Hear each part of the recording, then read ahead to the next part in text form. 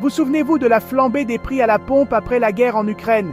Les files d'attente interminables, les automobilistes inquiets et cette sensation d'impuissance face à la hausse soudaine du coût de la vie. Ce moment a marqué les esprits car il a révélé à quel point notre économie est vulnérable aux chocs extérieurs. Mais ce n'était qu'un avant-goût de ce qui pourrait arriver. Cette crise a montré à quel point notre quotidien dépend d'événements lointains. Un conflit à des milliers de kilomètres peut faire grimper les prix ici, dans notre quartier, et bouleverser nos habitudes. Les marchés financiers s'affolent, les familles s'inquiètent et chacun se demande comment protéger son budget. Mais aujourd'hui, une nouvelle menace se profile à l'horizon, encore plus directe et potentiellement dévastatrice. Aujourd'hui, 17 juin 2025, une nouvelle menace plane, le détroit d'Ormuz, au cœur des tensions Iran-Israël. Ce bras de mer étroit, coincé entre l'Iran et Oman, est devenu le théâtre d'une escalade militaire et diplomatique. Les images satellites et les reportages montrent une concentration inédite de navires de guerre, et chaque jour, la tension monte d'un cran. Ce passage maritime, l'un des plus stratégiques au monde, est vital pour l'énergie mondiale. Près d'un tiers du pétrole transporté par voie maritime y transite chaque jour.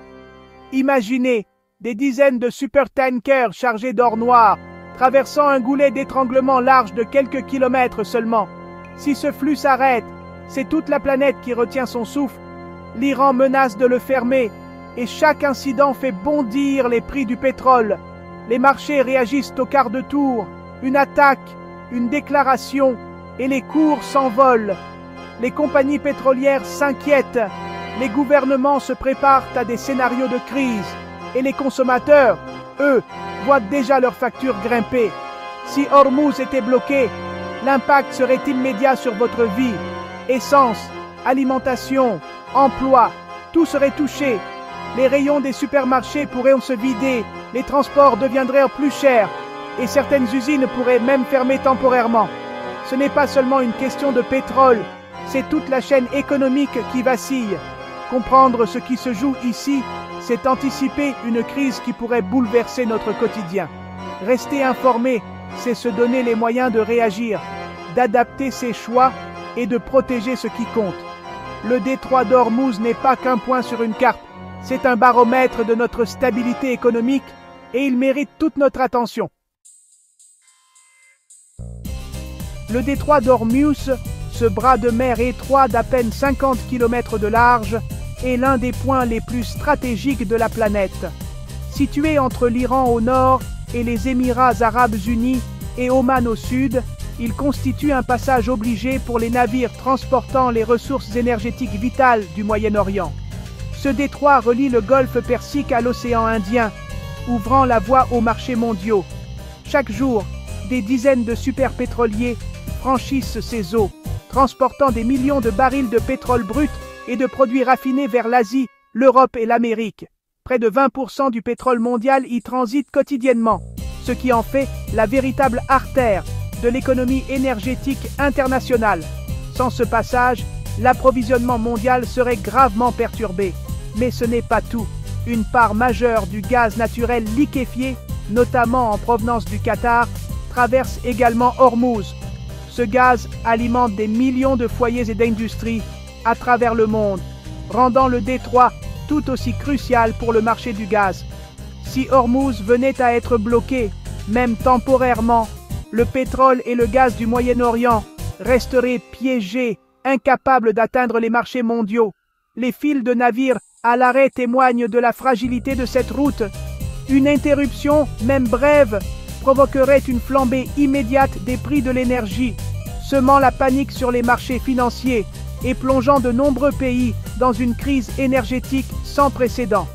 La Chine, l'Europe et les États-Unis, trois des plus grands consommateurs d'énergie au monde, dépendent tous de ce passage pour alimenter leurs économies, leurs industries et leurs populations.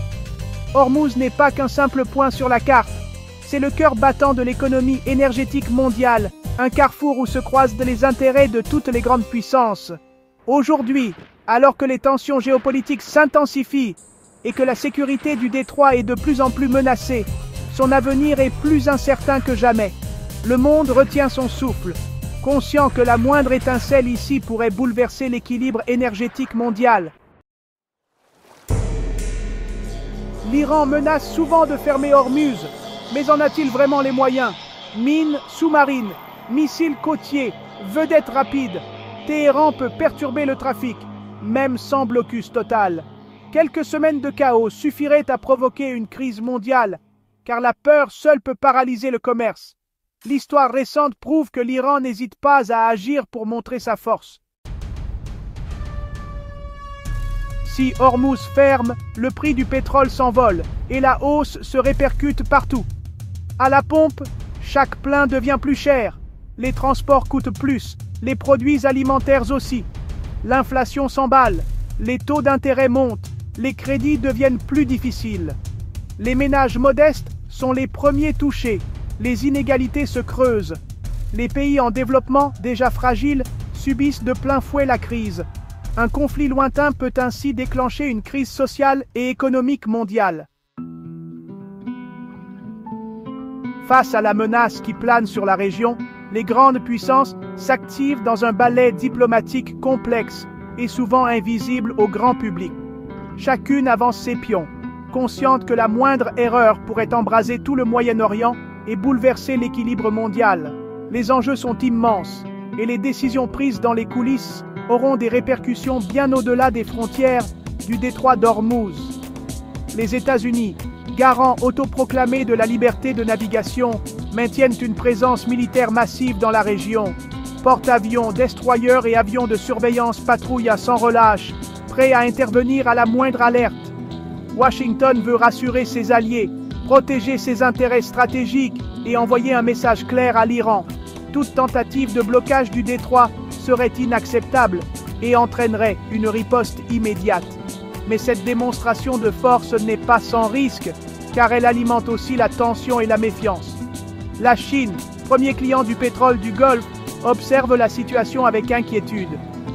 Pékin dépend fortement de l'approvisionnement énergétique qui transite par Hormuz. Pour éviter un conflit qui menacerait sa croissance, la Chine multiplie les initiatives diplomatiques, propose sa médiation et tente de convaincre toutes les parties de privilégier le dialogue. Elle cherche à s'imposer comme un acteur incontournable de la stabilité régionale, tout en préservant ses propres intérêts économiques. L'Europe, quant à elle, se trouve dans une position délicate. Très dépendante du gaz et du pétrole qui transitent par Hormuz, elle plaide pour la diplomatie et la désescalade. Les dirigeants européens multiplient les appels au calme et les réunions d'urgence, mais leur marge de manœuvre reste limitée.